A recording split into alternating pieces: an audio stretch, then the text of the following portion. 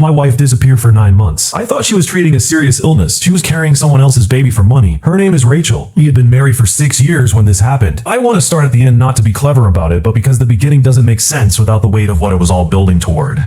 I need you to know what landed before I show you the fall. Rachel came home in October. I had not seen her in 9 months. She had been living in what she described as a residential treatment facility for a condition she had told me was serious enough to require separation, quiet, and a level of medical support she couldn't receive at home. When she walked through the front door in October, she was thinner than when she had left. She also walked differently, not in a way that suggested illness, in a way that suggested recent physical recovery from something entirely different. I had a cup of tea in my hand. I put it down. I looked at her. I did not say the thing that was forming in my mind immediately because I had spent 9 months talking myself out of the thought every time it arrived, and I did not yet trust it enough to say it out loud. She sat down across from me and she said, "I need to tell you something." I said nothing. She said, "I'm going to explain everything. I need you to let me finish before you respond." She told me in the next 40 minutes what the 9 months had actually been. She had been a gestational surrogate for a couple she had connected with through an agency her sister had introduced her to. The compensation was £68,000. The money had been deposited into an account I had not known existed. The pregnancy had been medically uncomplicated. The birth had taken place 3 weeks earlier. The couple had their baby. Rachel had come home. I sat in that chair and let her finish. I had promised I would. When she was done, I said, "How much of our savings funded this before the payment came in?" She looked at her hands. She said, "Some of it." The word "some" was doing a great deal of work in that sentence. I knew this immediately. I also knew I was not going to find out the full number tonight. I went to the kitchen and finished making the tea and stood at the sink for a while looking at the garden. Not crying, not shaking, just standing with the specific stillness of a person whose brain is processing something it had not been built to process and needs a moment before it can run anything else. That is where we start. That is the room. Let me show you how we got into it. Rachel and I met at 26. We were both in the middle of the kind of decade that is defined more by what you're trying to become than by what you already are. She was training as a nurse. I was building a small property management consultancy from the ground up, the kind of work that does not reward patience but requires it absolutely, and that I had chosen because I understood clearly and early that the compounding nature of it would eventually be worth the slow start. We were not a dramatic couple. We did not have the kind of relationship that generated stories at dinner parties. We were steady in a way that I found genuinely comfortable and that she described in the early years as exactly what she had needed after a period of her life that had been unstable in ways she was not ready to discuss in full. I did not push. I waited. She told me some of it eventually. I accepted what she gave me. When I think about the version of Rachel I knew in those first years, I want to be precise. She was kind in a specific and practical way, not a performative one. She remembered what people needed and produced it before they asked. She was the person who called when she sensed something was wrong, not when it was convenient. She was the kind of nurse you want when you're afraid because she treated fear as a reasonable response to a reasonable situation and she didn't try to argue you out of it. I loved her for 6 years in the specific way that you love someone you have chosen again every morning without drama or ceremony. That is the version of her I was living with when January arrived and she told me she was sick. The conversation happened on a Sunday. She had been quieter than usual for about 3 weeks, not distressed, not withdrawn, just running at a slightly lower volume than her normal. I had noticed it and filed it as work stress and said nothing because respecting someone's process when they're clearly processing something is a form of love that requires you to sit on your own discomfort for a while. On Sunday, she sat down across from me and she told me she had received some results she needed to discuss. She used the word condition. She said it was manageable but required dedicated treatment that her consultant had recommended be delivered in a residential setting away from the stress of a working household. She had already spoken to a specialist. There was a facility. It was reputable. The treatment would take several months and she would not be able to have regular visitors because the protocol was quite specific about external contact during the treatment period. I want to tell you how she delivered this because the delivery is the thing that makes the next 9 months possible. She was calm, completely calm. Not the calm of someone suppressing something, the calm of a person who has rehearsed a version of the truth and presented it so many times in their own head that it feels natural by the time it leaves their mouth. There were no tears, there was no broken voice. She answered my questions and I had many with a consistency that I now understand came from having prepared for exactly those questions. She said the condition was serious enough that she needed this, but she was positive about the treatment plan. She said she was sorry to ask me to manage things alone for a while. She said she loved me. She said she would call when the protocol allowed. I drove her to the facility on a Tuesday in January. I hugged her in a car park I had never been to before and watched her walk through a door that a person in a lanyard held open. I drove home alone. I did not question it. I want to be honest about that.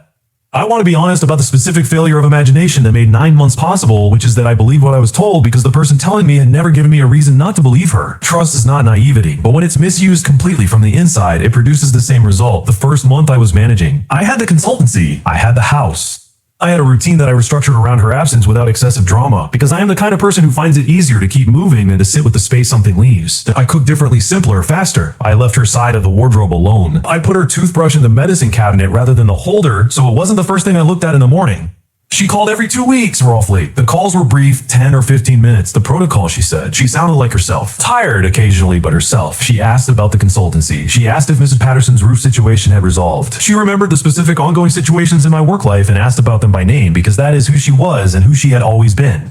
I tried calling the facility number she had given me in February because I wanted to send flowers and wasn't sure of the address. The number rang out. I tried twice more over the following week and it rang out each time. I put this down to the residential protocol and the specific nature of their external contact policy, and I did not try again. The specific loneliness of those months was not dramatic. It was quiet and accumulative, the kind that doesn't announce itself loudly but becomes a texture of every evening until you stop expecting the evenings to feel like anything else. I worked, I ran, I ate simple food, I watched the kind of television you watch when you're not really watching it. I slept on my side of the bed.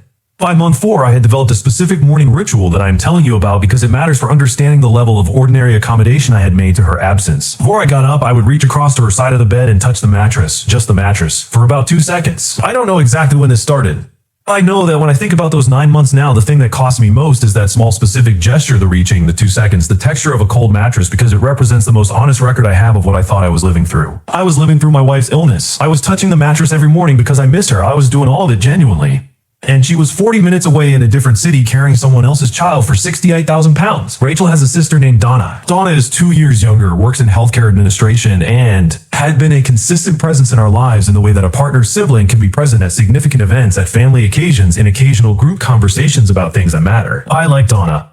I want to say that clearly because what I am about to tell you about her is not separate from the fact that I liked her. Both are true simultaneously and neither cancels the other. Donna had introduced Rachel to the agency. This I did not find out from Rachel. I found it out 3 weeks after Rachel's return when I was going through the bank account records we shared and found a payment I didn't recognize from 13 months before Rachel's announcement. Payment to a company I didn't recognize. When I searched the company name, the website that came up was an agency that facilitated surrogacy arrangements. The payment was a registration fee. Paid from our joint account 13 months before Rachel told me she was sick. Donna's email address visible in the account confirmation email that Rachel had not deleted was listed as the referring contact. I called Donna, she answered. I told her what I had found. She was quiet for 11 seconds. I counted because I was counting everything by then, and then she said, Rachel was going to tell you when the time was right. She needed to do this, and she needed to do it in a way that felt manageable for her. I supported her because she's my sister. She supported her sister in a 9-month deception of her sister's husband. She had known from the beginning. She had been in the room for family dinners and a birthday gathering and a Sunday lunch during those 9 months, and she had looked at me across tables, and she had known. She said, I genuinely thought she was going to tell you. I kept telling her to tell you. I didn't think it was going to go on this long. She thought it was going to go on less long. She thought it was wrong. Not. She tried to stop it. She thought the duration would be shorter. The 68,000 pound compensation was the number Rachel told me. This was the gross amount. After agency fees, which ran to 14% of the total, and after the costs Rachel had incurred during the 9 months that she had not disclosed when she told me some of our savings had been involved, the net figure that arrived in the separate account was closer to 14,000. The cost Rachel had not disclosed, 23,411 pounds drawn from our joint savings account across the 9 months in irregular tranches that I had not noticed because they ranged from 300 to 2,000 pounds, and I had attributed the variations to the normal fluctuation of a household account with intermittent income streams from the consultancy. I want to sit with that number for a moment because I think its specific weight matters. 23,411 pounds drawn from an account I was actively using in amounts I was actively managing around across 9 months of believing my wife was in a treatment facility. I had been careful with that money. I had cut back on things I considered unnecessary to manage our reserves during a period I thought was a medical emergency. I had turned down a weekend trip I was invited on by a colleague because I did not want to spend frivolously when our financial situation was, I believed, under pressure from her treatment costs. She had the treatment costs covered. The agency covered the medical costs.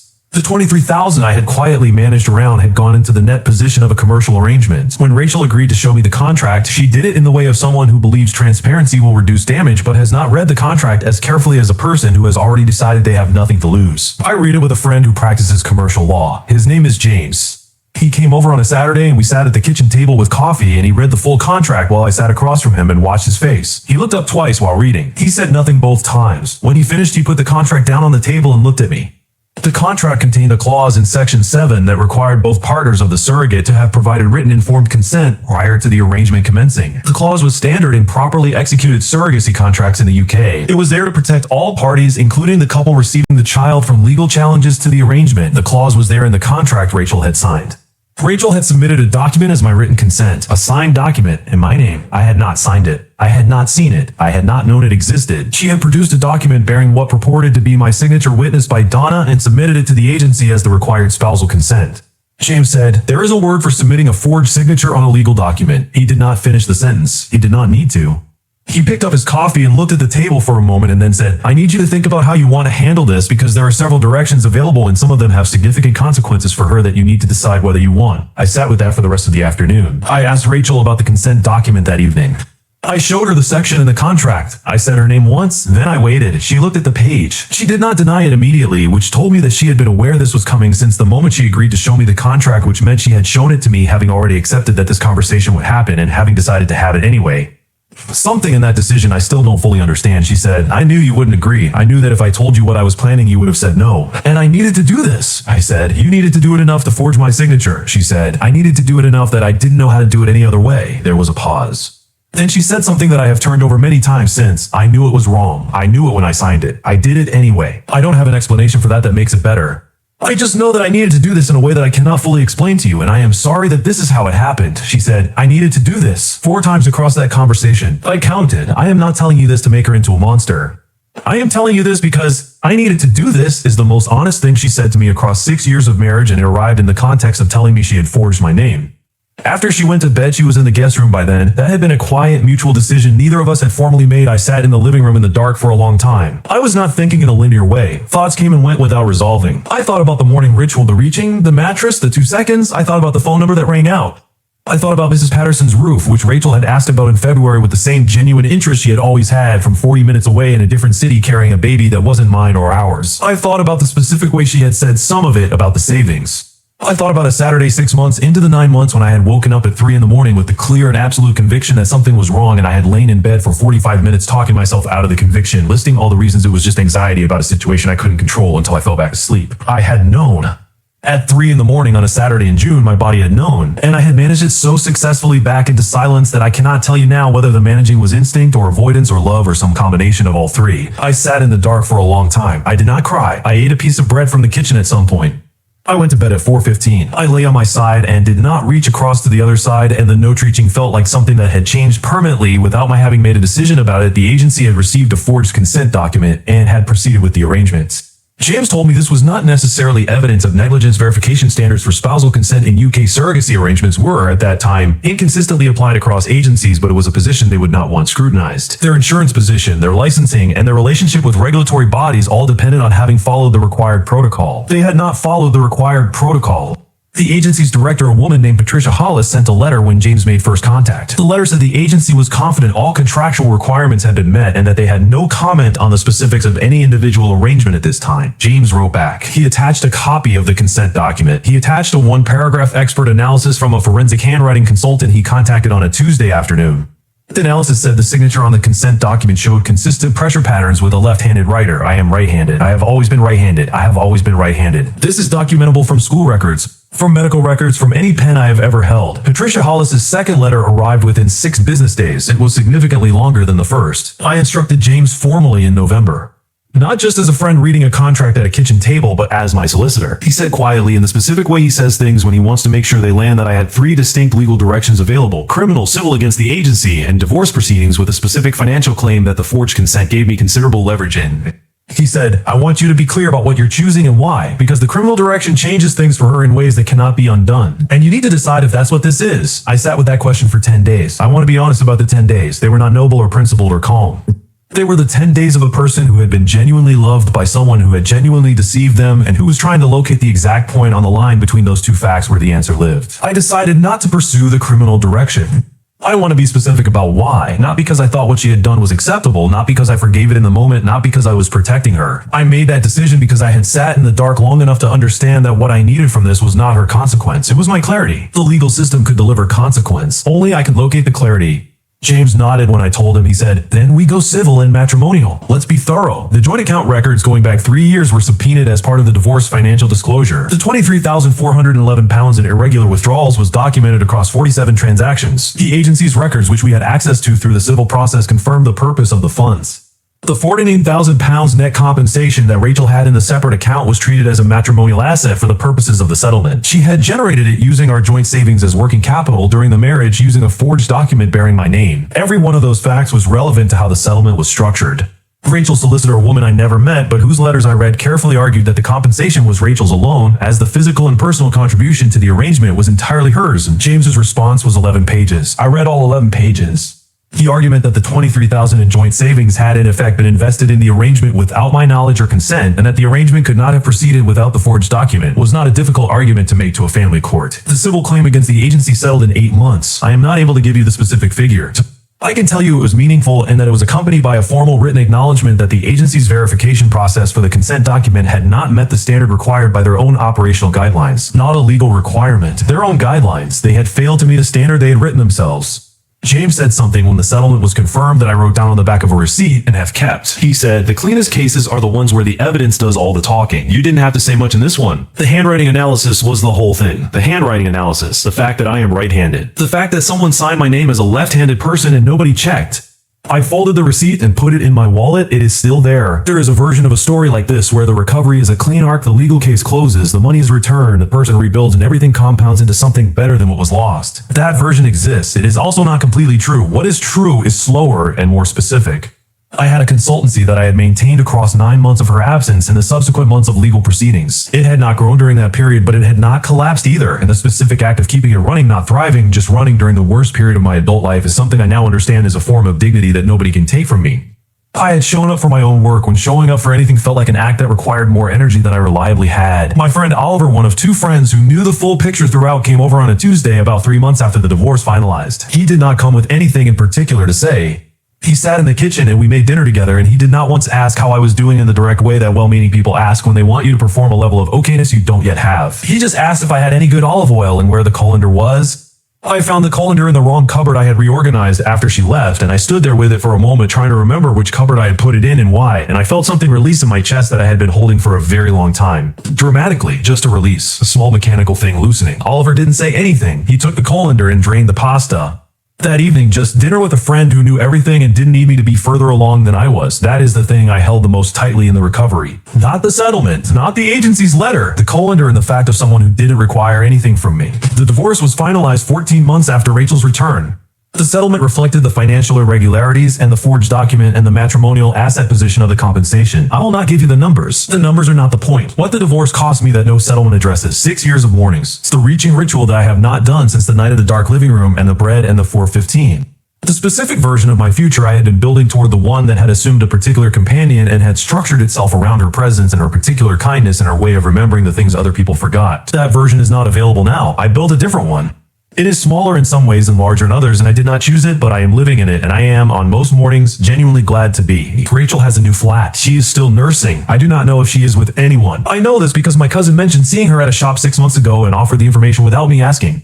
I do not think about her daily anymore. Some weeks I do not think about her at all, which surprised me the first time I noticed it. James said something during the proceedings that I have thought about at different times since. We were going through the agency's internal records, and he found a note from the intake interview where Rachel had been asked about her partner's position on the arrangement.